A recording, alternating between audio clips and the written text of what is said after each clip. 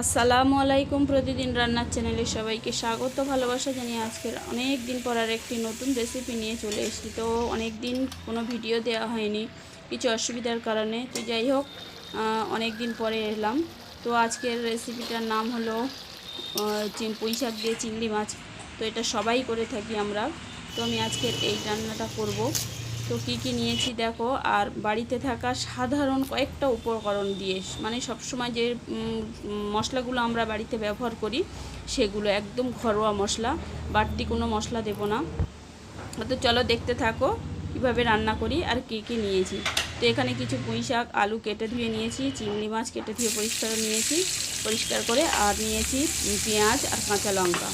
তো এখানে প্রথমে একটা প্যান বসিয়ে তাতে পেঁয়াজ কাঁচা লঙ্কা তেলে দিয়ে আর আদা রসুন দিলাম, একটু লবণ দিলাম, দিয়ে কিন্তু এটা একটু নাড়াচাড়া করে তারপরে হলুদ গুঁড়ো লঙ্কার গুঁড়ো দিয়ে দিলাম। এবার কিন্তু আমি এতে চিংড়ি মাছগুলো দিয়ে দিচ্ছি।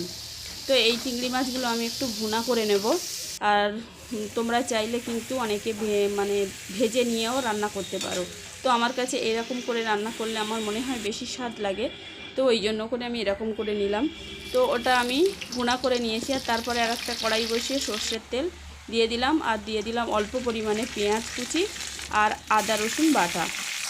যেহেতু অল্প অল্প দিয়েছি, আগে চিংড়িতে দেওয়া আছে, তারপরে কেটে রাখা পুঁই শাক আলুটা দিয়ে দিলাম।